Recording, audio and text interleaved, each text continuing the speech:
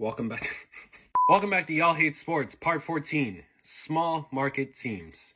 I go as far as to argue that sometimes small market teams are even more important than the big market teams. To define my own terms, big market teams are the cities with the biggest population, tourist attractions, and typically consist of all four major North American sports. That would be football, basketball, baseball, and hockey.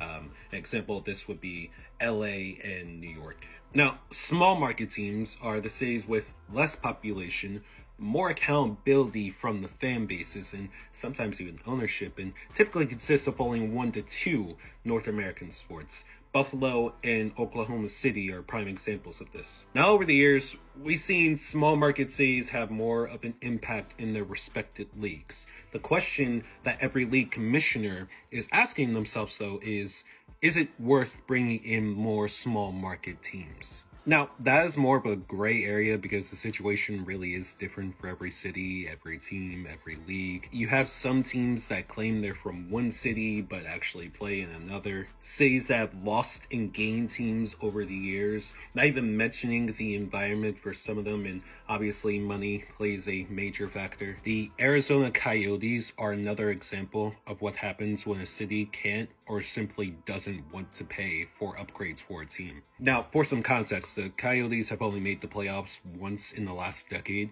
They wanted a permanent home in Arizona since the lease in the arena they were playing in was terminated, a problem they had in 2011 too. But this time, city council was like, lol, you're bad, and threw them out on the streets for their new Utah owners to scoop them up. Now they'll be in Utah by the start of next season. The Athletics are what happens when owners want to move out of an environment they don't feel comfortable in, with the team set to move the Oakland Athletics to their new Las Vegas home by the start of 2027. And at this point, you gotta feel bad for Oakland fans considering they have lost the ability to see the Warriors, Raiders, and now A's play in their city in a span of about a decade. The pressure to succeed in any sport is already monumental, but the pressure to win a championship in a small market city is so much. So when it does happen, yeah, it's a pretty big deal. Giannis winning a chip for Milwaukee Bucks, that was a big deal.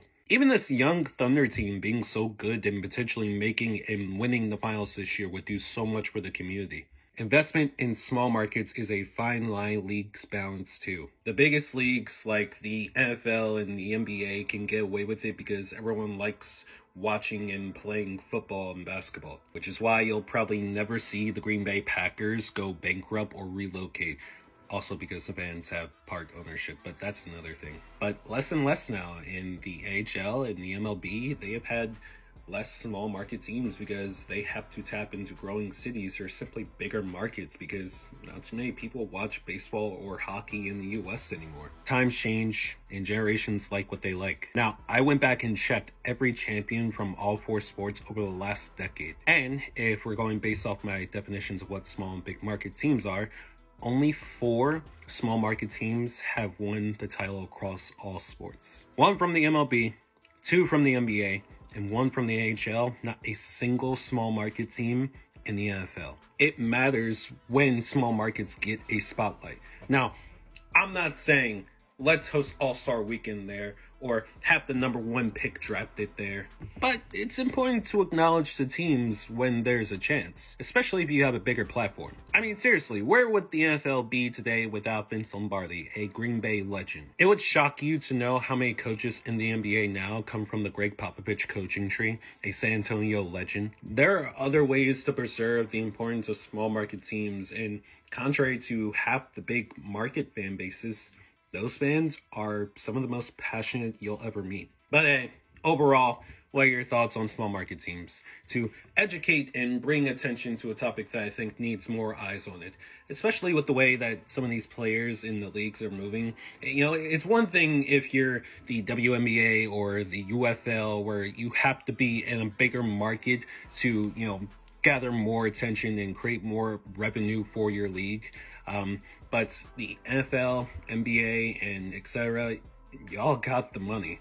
Put more spotlight and big names on these teams, and players, be willing. Seriously. My name is Billy Cameron. I'm enjoying this string trees. I'll see you on the next part of Y'all Hate Sports.